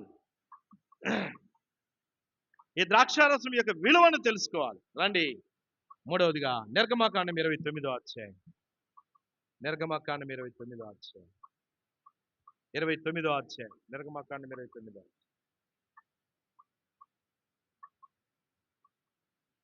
29వ అధ్యాయం 38 నుండి చూడుగా కరెక్ట్గా 38 29వ అధ్యాయం నిర్గమకాండం 38 నుండి 46 వరకు చదువుదాం. నీవు బలిపీఠం మీద నిత్యమును అర్పింపవలసినది ఏమనగా ఏడాది 2 గొర్రెపిల్లలను, ప్రతిదినము ఉదయమందు ఒక గొర్రెపిల్లను, సాయంకాలం ఒక గొర్రెపిల్లను అర్పింపవలెను. దంచి తీసిన 30 నూనెలో కలిపిన 10వ వంతు పిండిని పానీయార్పణముగా 30 ద్రాక్షారసమును మొదటి గొర్రెపిల్లతో అర్పింపవలెను. తర్వాత 41 వచనం. 41 అది యెహోవాకు ఇంపైన సువాసన గల హోమమగునట్లు ఉదయకాలమందు అర్పణమును దాని పానీయార్పణమును అర్పించినట్టు దాన్ని అర్పింపవలెను. తర్వాత మరి 42లో ఇది యెహోవా సన్నిధిని సాక్ష్యపు గుడారము యొక్క ద్వారమునొద్ద మీ తరతరములకు నిత్యముగా అర్పించు దహన బలి నీతో మాట్లాడుటకు నేను అక్కడికి వచ్చి మిమ్మల్ని కలుసుకొందును. అక్కడికి వచ్చి ఇశ్రాయేలును కలుసుకొందును. అది నా మహిమ వలన పరిశుద్ధపరచబడును. నేను సాక్ష్యపు గుడారమును బలిపీఠమును పరిశుద్ధపరచెదను. నాకు యాజకులగునట్లు అహరోనును అతని కుమారులు పరిశుద్ధపరచెదను. నేను ఇశ్రాయేళ్ల మధ్య నివసించి వారికి దేవుడినైందును. కావున నేను వారి మధ్య నివసించినట్లు ఐగుప్తు దేశంలో నుండి వారిని వెలుపలికి రప్పించిన తమ దేవుడైన యెహోవాను నేనే అని వారు తెలుసుకొందురు. నేను వారి దేవుడినైన యెహోవాను. ఇక్కడ ఈ ద్రాక్షారసమును దేనికి ఉపయోగించారు? బలిపీఠం మీద నిత్యమును అర్పింపవలసినటువంటి దానిలో ఒకటి ఏంటి? ద్రాక్షారసము. నిత్యము బలిపీఠం మీద అర్పించవలసిన దాంట్లో ఒకటి ద్రాక్షారసము. అందుకే యేసుక్రీస్తు ప్రభువారు ఎలాంటి బలి చేశాడు? ఎలాంటి బలియాగంగా అర్పించబడ్డాడు? ఎలాంటి బలియాగంగా? నిత్యమైన బలియాగంగా అర్పించబడ్డాడు. యాజకుడైతే ఏటేటా సంవత్సరానికి ఒక్కసారి బలి అర్పించేవాడు. అయితే యేసుక్రీస్తు ప్రభువారు నిత్యమైన బలి ఒకేసారి ఆయన గౌని వెలుపట శిలువ మ్రాను మీద నిత్యమైన బలిగా తను తాను అర్పించుకున్నాడు. తన ప్రాణం అర్పించాడు. కాబట్టి ఇది ఏమైందంట? యెహోవాకు ఇంపైన సువాసన గల హోమము. ఈ బలి అంటే దేవుడు అంగీకరించదగినటువంటి ఇంపైన సువాసన ఉంది అంటే ఆ సువాసనలో ఒకటి ఏది? ద్రాక్షారసము. కాబట్టి ఇది దేవుడు అంగీకరించాడు.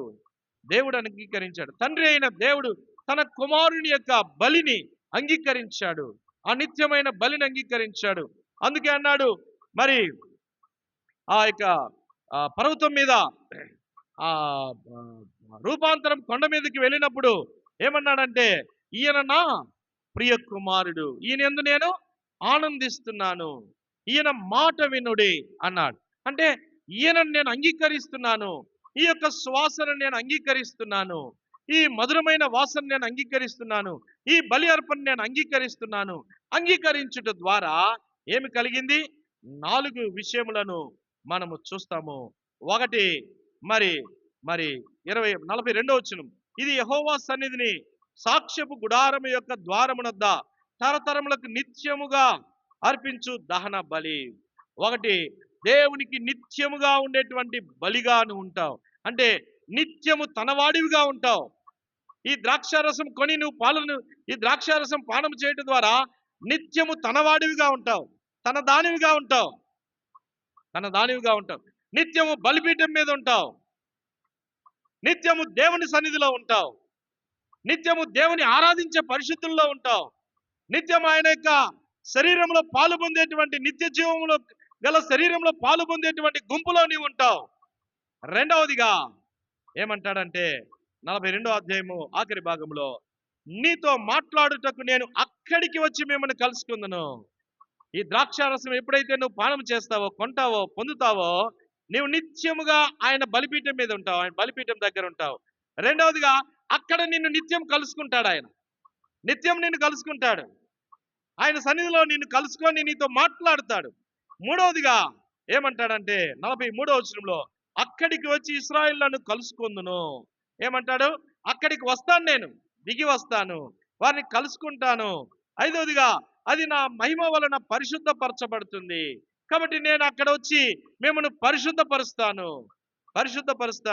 ఆరవదిగా నేను 44వ వచనంలో, నేను సాక్ష్యపు గుడారమును బలిపీఠమును పరిశుద్ధపరచెదను, నాకు యాజకులగినట్లు అహరోను అతని కుమారులను పరిశుద్ధపరచెదను, మీరు నాకు యాజకులగినట్లుగా నేను మిమ్మును మీ కుమారులను పరిశుద్ధపరుస్తాను. 45వ వచనంలో 7వదిగా, నేను ఇశ్రాయేలుల మధ్య నివసించి వారికి దేవుడినై ఉంటాను, నేను వారి మధ్య ఉంటాను, వారికి దేవుడినై ఉంటాను. 8వదిగా ఏమంటాడు? 46వ వచనం, నిర్గమాకాండము 29:46, కావున నేను వారి మధ్య నివసించినట్లు ఐగుప్తు దేశంలో నుండి వారిని వెలుపలికి రప్పించిన తమ దేవుడైన యెహోవాను నేనే అని వారు తెలుసుకొందురు, నేను వారి దేవుడినైన యెహోవాను. నేను వారికి బయలుపరుస్తాను, వారిని ఏ రీతిగా ఐగుప్తులో నుండి నేనే తీసుకొచ్చానని వారికి బయలుపరుస్తాను. చూడండి, లేవియా కాండంలో కూడా ఈ మాట చెప్తాడు. లేవియా కాండము 23వ అధ్యాయము, లేవియా కాండం 23వ అధ్యాయము, లేవియా కాండం 23వ అధ్యాయము, 23వ అధ్యాయం, 23వ అధ్యాయంలో 23వ అధ్యాయంలో మరి 13వ వచనం, దాని నైవేద్యము నూనెతో కలిపిన 2/10వ వంతుల గోధుమ పిండి, అది యెహోవాకు ఇంపైన సువాసన గల హోమము, దాని పానీయార్పణ 30 ద్రాక్షారసము. ఏంటంట? నైవేద్యముగా, పానార్పణముగా పోయబడ్డం. అందుకే అన్నాడు, దావీదు అన్నాడు, నేను పానార్పణముగా పోయబడుచున్నాను. యేసుక్రీస్తు ప్రభు అన్నారు, ఏమన్నాడు? తండ్రి, నా ఆత్మను నీకు అప్పగిస్తున్నాను.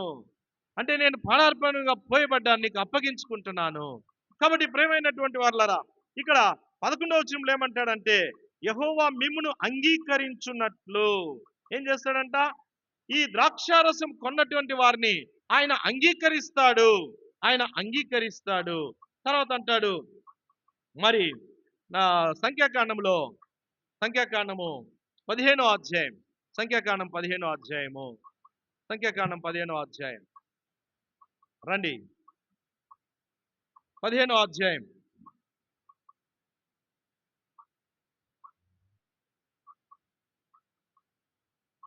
పదిహేనో అధ్యాయము 5వ వచనం, ఒక్కొక్క గొర్రె పిల్లతో కూడా దహన బలి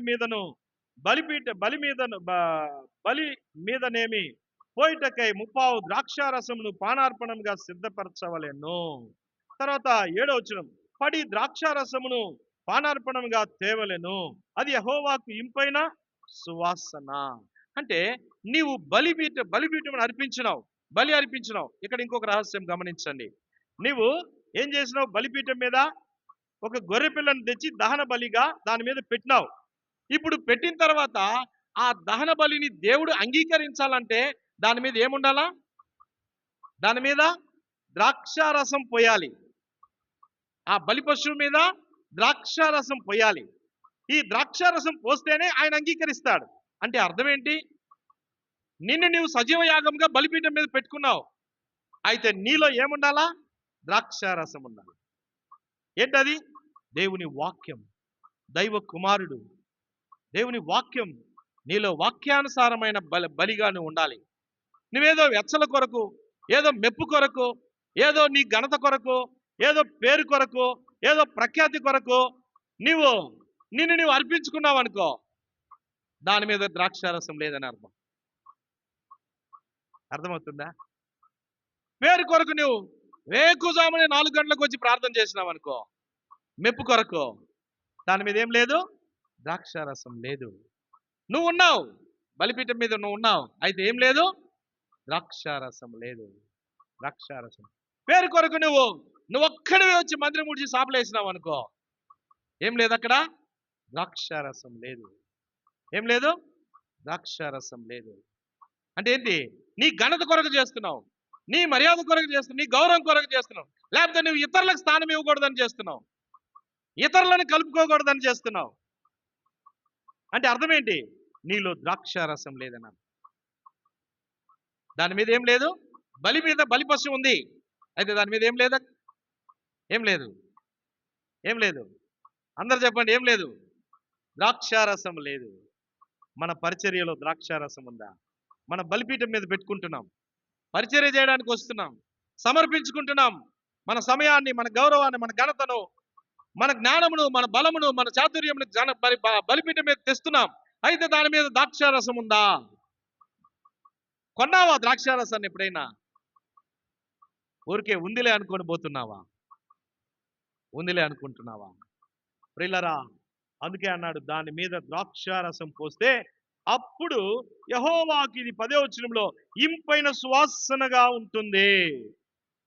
లేవియాకాండం, సంఖ్యాకాండం 15:10లో.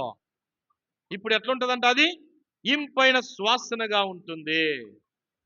ఇంపైన సువాసనగా ఉంటుంది.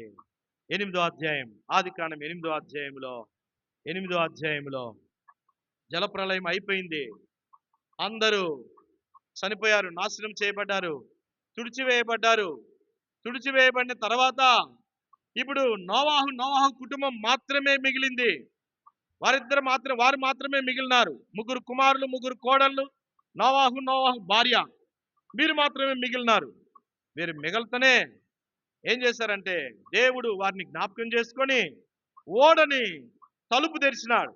తలుపు తెరిచేసరికి భూమి మీద నీళ్ళన్నీ క్రమక్రమంగా ఇనిగిపోయినాయి. 150 దినముల తర్వాత మరి 7వ నెల 10వ దినమున ఓడ అరారాతు కొండల మీదకి వచ్చింది. 8వ అధ్యాయము మరి 3:4లో. 5వ వచనంలో నీళ్లు 10వ నెల వరకు క్రమంగా తగ్గిపోయినాయి. 6వ వచనంలో 40 దినములైన తర్వాత నోవాహు తాను చేసిన ఓడ కిటికీలో నుండి కాకిని విడిచాడు. ఆ తర్వాత మన కింద చూసినట్లయితే 13వ వచనం, మరియు 601వ సంవత్సరము 1వ నెల 9వ దినమున నీళ్లు భూమి మీద నుండి ఇంకిపోయాను. నోవాహు ఓడ కప్పు తీసి చూచినప్పుడు నేల ఆరి ఉండెను. 2వ నెల 27వ దినమున భూమి ఎండి ఉండెను. అప్పుడు దేవుడు నోవాహు, నీతో కూడా నీ భార్య, నీ కుమారులు, కోడలను ఓడలో నుండి బయటికి రండి అని పిలిచారు. అప్పుడు బయటకు వచ్చారు. బయటకు వచ్చిన తర్వాత ఇప్పుడు ఏం చేశారంట వారు? మరి నోవాహు ఏం చేశాడు? 17వ వచనం, పక్షులు, పశువులు, భూమి మీద ప్రాకు ప్రతి జీవి, పురుగులు మొదలైన సమస్త శరీరాలు, నీతో కూడా నున్న ప్రతి జంతువును వెంట పెట్టుకొని వెలుపలికి రావలేను. అవి భూమి మీద విస్తరించి భూమి మీద ఫలించి అభివృద్ధి పొందవాలని నోవాహుతో చెప్పాను.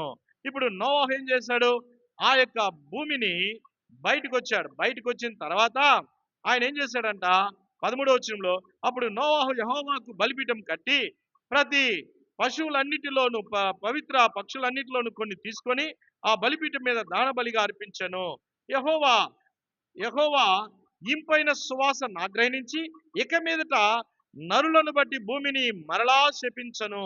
ఎందుకనగా నరుల ఆలోచన, హృదయాలోచన వారి బాల్యం నుండి చెడ్డది.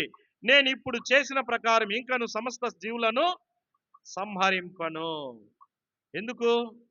ఎప్పుడైతే దేవుడు ఇంపైన సువాసన ఆగ్రహించాడో అప్పుడు అన్నాడు, ఇంక మీదట నేనేం చేయను? భూమి మీద తుడిచివేయను, చంపను, నాశనము చేయను. అని వాగ్దానం చేశాడు. అంటే అక్కడ ద్రాక్షారసమును ఆ బలిపీఠం మీద అర్పించినప్పుడు ఆ బలి దేవుడు ఏం చేశాడు? ఆయనకు సువాసనగా అనిపించింది కనుక దాన్ని ఆఘ్రానించాడని రాయబడింది. ఇప్పుడు ఆఘ్రానిస్తే ఏం జరుగుతుంది? ద్రాక్షారసం ఆఘ్రానించినాడంటే దేవుడు ద్రాక్షారసం ఉన్న పరిచర్యను ఆఘ్రానించాడు, ద్రాక్షారసం ఉన్న వ్యక్తిని ఆఘ్రానించాడు, అతని పరిచర్యను ఆఘ్రానిస్తే ఏం జరుగుతుంది అంటే నిబంధన చేస్తాడు. నీ మీదకి మరణం రానివ్వడు, నిన్ను నాశనము చేయడు, నిన్ను తుడిచివేయడు. అందుకే అంటాడు, మరి ఏమంటాడంటే 7వ వచనంలో మీరు ఫలించి అభివృద్ధి నొందుడి, మీరు భూమి మీద సమృద్ధిగా సంతానం కని విస్తరించుడని వారితో చెప్పాను. ఆశీర్వదించాడు. ఎప్పుడైతే ఆయన ఆగ్రహించాడో ఆశీర్వదించాడు. తర్వాత 8వ వచనంలో అంటాడు, 8, 10 లాస్ట్ లో నా నిబంధన స్థిరపరచుచున్నాను. 13వ వచనంలో 12వ వచనంలో మరియు దేవుడు నాకును మీకును మీతో కూడా ఉన్న సమస్త జీవరాశులకును మధ్య నేను తరతరములకు ఏర్పరచున్న నిబంధన గుర్తు ఇదే, మేఘములో నా ఇంద్రధనుసు ఉంచి తిని అది నాకును భూమికి నీ మధ్య నిబంధన గుర్తుగా ఉండును. 14 భూమిపైకి నేను మేఘమును రప్పించినప్పుడు ఆ ధనుస్సు మేఘంలో కనబడును. 15 చివరి భాగం గనుక సమస్త శరీరాలను నాశనము చేయుటకు అలాగూ ప్రవాహముగా నీళ్లు రానియను. 16 ఆ ధనుస్సు మేఘంలో నుండును, నేను దాన్ని చూచి దేవునికి నీ భూమి మీద నున్న సమస్త శరీరాలలో ప్రాణము గల ప్రతి దానికి నీ మధ్యనున్న నిత్య నిబంధన జ్ఞాపకం చేసుకుందును. 17 మధ్య భాగంలో శరీరులకు మధ్య నేను స్థిరపరిచిన నిబంధన గుర్తు ఇదే అని నోవాహుతో చెప్పాను. ఒక వ్యక్తి యొక్క అర్పణ ఆయన ఎప్పుడైతే ఆయనకి సువాసనగా ఉంటుందో అప్పుడు ఆయన ఏం చేస్తాడు? వెంటనే దాన్ని ఆఘ్రానిస్తాడు. ఎప్పుడైతే ఆఘ్రానిస్తాడో అప్పుడు ఆశీర్వాదం ఇంకా ఆగవు. పరిగెత్త ఒకదాని వెంట ఏం చేస్తా ఉన్నాడు? ఒకదాని వెంట ఒకటి ఇస్తూనే ఉన్నాడు. ఎందుకు ఆశీర్వాదం ఆగిపోయినాయి? ఎందుకు రావట్లేదు? కారణం ఏంటి? బలి ఉంది, బలి పశువు ఉంది, దాని మీద ఏం లేదు దాని మీద ద్రాక్షారసం లేదు. అందుకే యెషయా ప్రవక్త ఏమన్నాడు? రండి రోకలు లేని వారలారా, కొనే సామర్థ్యం మీకు లేదు, అయితే ఉచితంగా ఇచ్చే సామర్థ్యం నాకాడుంది. కొనే సామర్థ్యం మీకు లేదు, అయితే ఉచితంగా ఇచ్చే సామర్థ్యం నా దగ్గర ఉంది. రండి, రోకలు లేకపోయినా పర్వాలేదు, తీసుకోండి. వీళ్ళరా ఎంత గొప్ప ఆధిక్యత కదా, ఎస్తేరు యొక్క జీవితంలో ఆమె ద్రాక్షారసము ద్వారా రాజు యొక్క మనోనేత్రాలు తెరిపించింది. ఇంకొక రహస్యం ఏంటంటే రాజు యొక్క మనోనేత్రాలు తెరవబడ్డాయి. అవునా కాదా? రాజు గుడ్డివాడిలాగా శత్రువునే ఇంటికి పిలుచుకుంటున్నాడు.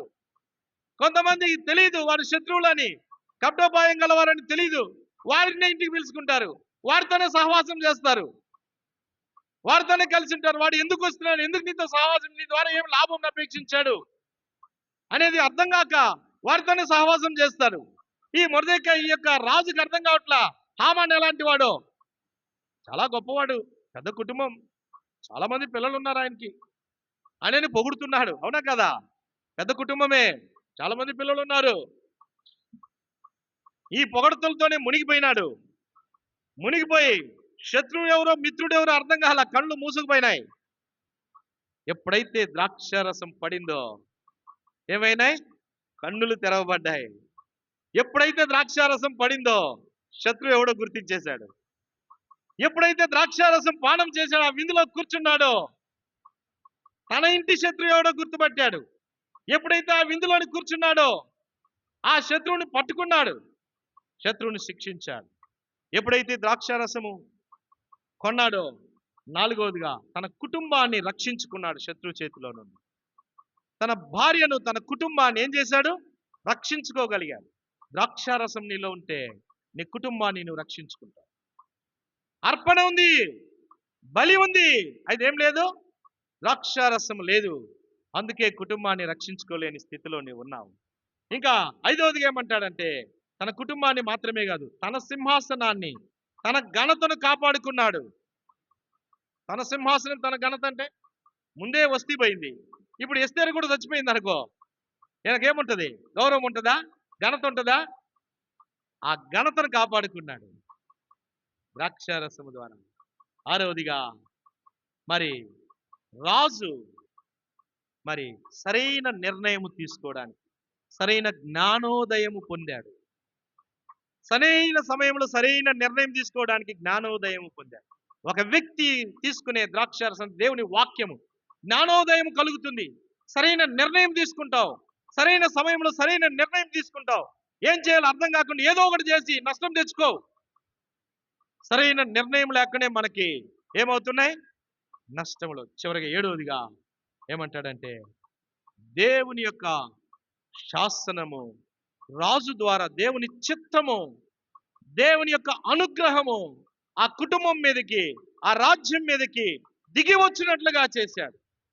దేవుని అనుగ్రహం ఆ రాజ్యం మీదకి, యూదుల మీదకి, రాజు యొక్క కుటుంబం మీదకి దిగి వచ్చింది. అందుకే తన భార్య కాపాడబడుతూ వచ్చింది, తన వారు కాపాడబడుతూ వచ్చారు. తన దేశంలో కుట్ర పొందినటువంటి కుట్రదారులను వేరు చేయగలిగాడు.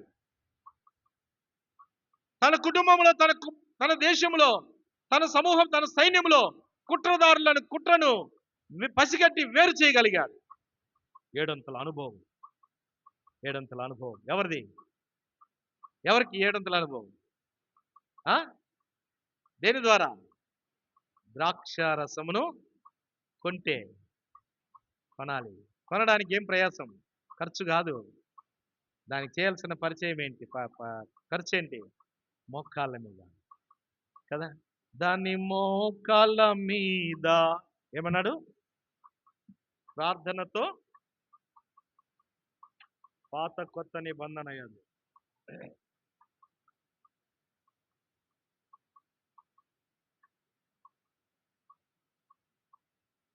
ఏం పాట అది? ఎన్ని పాట సంఖ్య? 467.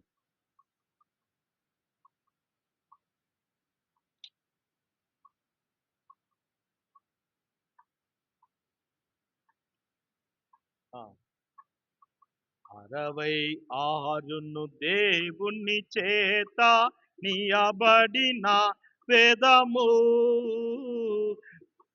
66 దేవుని చేత నియబడిన వేదము, దాన్ని మోకాళ్ళ మీద ప్రార్థన తోడా అనుదినము చదువుడి.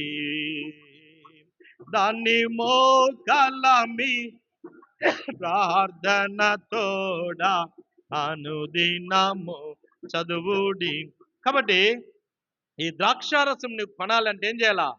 మోకాళ్ళ మీద ప్రార్థన పూర్వకంగా దేవుని వాక్యమును ధ్యానించాలి, దేవుని వాక్యమును పఠించాలి, దేవుని వాక్యానుసారంగా నడుచుకోవాలి, దేవుని వాక్యానుసారంగా జీవించాలి, దేవుని వాక్యానుసారంగా మలుచుకోవాలి. నీ జీవితాన్ని మలుచుకోవాలి. రాజు జీవితంలో ఒక శాసనం చేసేసాడు, దాన్ని మార్చలేడానికి వీల్లేదు అనుకున్నాడు. అయితే ఆయన ఏమనుకున్నాడంటే మలుచుకోవడానికి ఇష్టపడ్డాడు. అవునా కదా? శాసనం చేసేసాడు. కొన్నిసార్లు మీరు జీవిస్తూ ఉన్నారు, తీర్మానం అలాగే కొనసాగుతున్నారు. ఇప్పుడు దాన్ని మార్చలేని అనుకుంటున్నారు. ఎందుకంటే వయసు అయిపోయింది, అనుభవం వచ్చేసింది, క్రైస్తవుని అయిపోయాను, ఇంత సంవత్సరాలు అయిపోయింది, బాప్టిజం తీసుకొని మరి హస్త నిక్షేపణ చేసి ఇప్పుడు నేను మళ్ళా కొత్తగా మొదలు పెడితే ఏమనుకుంటారు నన్ను కదా. అయితే రాజు శాసనం చేసేసాను, అయిపోయింది, కానీ నేను మరలా ఇప్పుడు మారిస్తే నన్ను ఏమనుకుంటాడు? లేదు, మార్చుకోవాలి అంటే మార్చుకున్నాడు. అందుకే ఏమన్నాడంటే ఇప్పుడు నేను నా అధికారం ఉపయోగించి పెద్ద తప్పు చేశాను, గొప్ప తప్పు చేశాను, ఇప్పుడు నా అధికారం ఉపయోగించను, ఇదిగో అధికారం నీకు ఇచ్చేస్తున్నా. ఎందుకంటే ఆ ద్రాక్షారసం నీ దగ్గర ఉంది కనుక ఎవరికి ద్రాక్షారసం ఎవరు కొంటారో వారికి అధికారం ఇవ్వబడుతుంది, వారి చేతికి అధికారం ఇవ్వబడుతుంది. ద్రాక్షారసం లేని వాడి చేతిలో ఉన్న అధికారం ఏమైంది? ఒక కుటుంబమును బలి చేయడానికి, ఒక దేశంలో ఉన్న ప్రజల్ని బలి చేయడానికి, కుట్రదారుడు స్వేచ్ఛగా జీవించడానికి, కుట్రదారుడు స్వతంత్రంగా బ్రతకడానికి కారణమైంది. అయితే ద్రాక్షారసం ఉన్నటువంటి వ్యక్తికి అధికారం ఇచ్చేసరికి ఏమైంది? కుట్రదారుడు శిక్షించబడ్డాడు, పట్టబడ్డాడు, బంధించబడ్డాడు, కుటుంబం రక్షించబడింది, దేశం రక్షించబడింది, ప్రజలు రక్షించబడ్డారు, క్షేమాభివృద్ధి నొందారు. మార్చుకో. మార్చుకో. మార్పు నందు, మార్పు చెందు. ప్రభు ఆయన నిజమైన ద్రాక్ష. ఆ ద్రాక్షవల్లిలో ఆ ద్రాక్షవల్లిని పానము చేయండి. ఆ ద్రాక్షవల్లిని కొనండి. ఆ ద్రాక్ష రసమును కొనండి. దేవుడి మాటలు దీవించుకుందాం. ప్రార్థించు.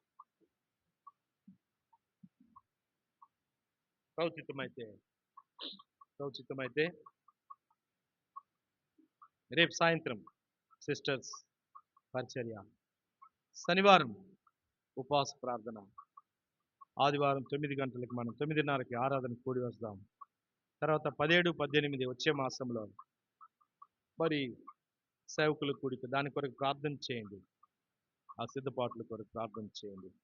తర్వాత శత్రు కార్యములు అరికట్టులాగన వాటి కొరకై ప్రార్థన చేయండి. కపటోపాయం గలవారు, శరీరానుసారులు, మరి కలవరాన్ని పుట్టించేవారు, విభేదాలు పుట్టించేవారు, మరి నిమ్మలంగా ఉన్న సంఘములో మరలా ప్రవేశించి కలవర పెట్టాలనుకునేటువంటి వారిని మరి ప్రభు అరికట్టి వారిని దేవుడు సంధించున్నట్లు, దర్శించున్నట్లు, వారి భార్య నుండి సంఘమును, దేవుని ప్రజల్ని కాపాడగలిగినట్లు ప్రార్థన చేయండి. సరే, దాని ప్రవచితమైతే రేపు మరి కొండాపురంలో, రైల్వే కొండాపురంలో ఒక వివాహం ఉంది కనుక ఆ వివాహానికి మరి ఆనందరాజు అనే వివాహం చేస్తాడు. దానికి నన్ను కూడా ఇన్వైట్ చేశారు కనుక ప్రవచితమైతే రేపు అక్కడికి వివాహానికి వెళ్ళాల్సి వస్తుంది. దాని కొరకు ప్రార్థన చేయండి. తర్వాత మరి తిరిగి రాత్రి రిటర్న్ రావడానికి ప్రయాణం కొరకు కూడా ప్రార్థన చేయండి. ప్రార్థన చేసి ఇంకొక విషయం, మీరు ఇంకా ఎవరైనా మన ఇది సబ్స్క్రైబ్ చేయకపోతే సబ్స్క్రైబ్ చేసి లైక్ చేయండి దాన్ని. ఎందుకంటే ఇప్పుడు 28 వచ్చినాయి, ఇంకా అది 50 వస్తే ఇట్లా లోడ్ చేయకుండా మనం డైరెక్ట్గా లైవ్ ఇవ్వడానికి. మీరు చెప్పండి మీ ఫ్రెండ్స్, బ్రదర్స్, ఒక ఇంట్లో 2-3 మొబైల్ ఉంటే అన్నిట్లో చేయండి. అప్పుడు త్వరగా అది అవడానికి ఆస్కారం అవుతుంది. రైట్, ప్రార్థన.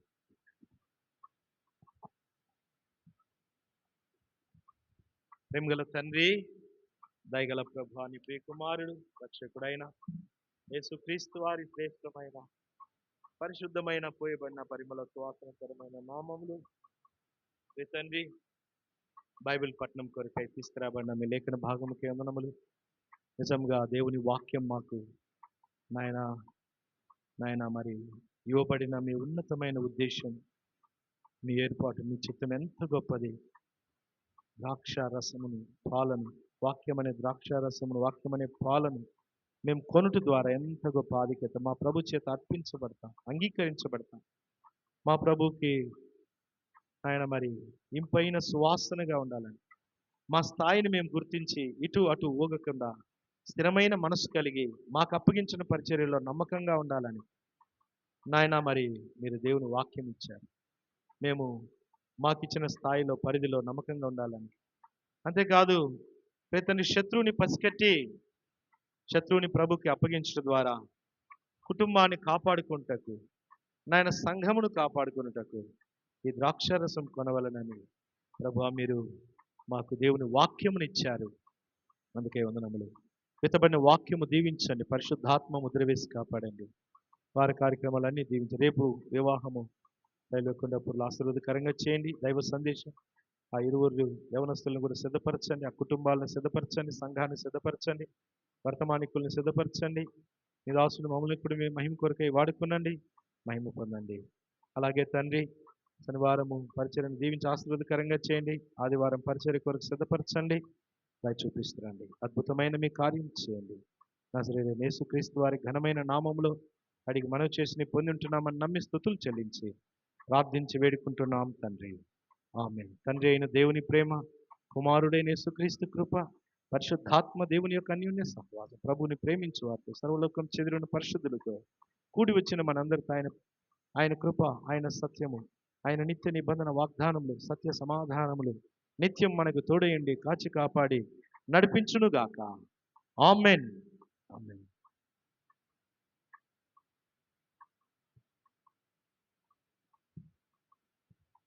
Praise the Lord, praise the Lord, praise the Lord, praise the Lord, praise the Lord. Praise lord.